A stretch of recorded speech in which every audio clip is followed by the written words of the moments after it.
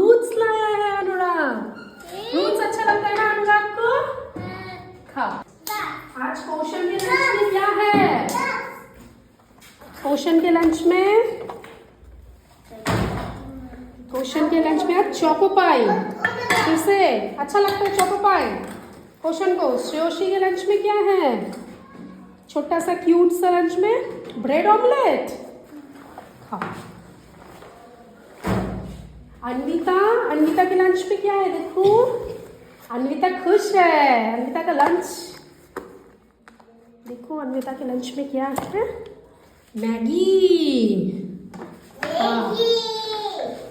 आद्रिक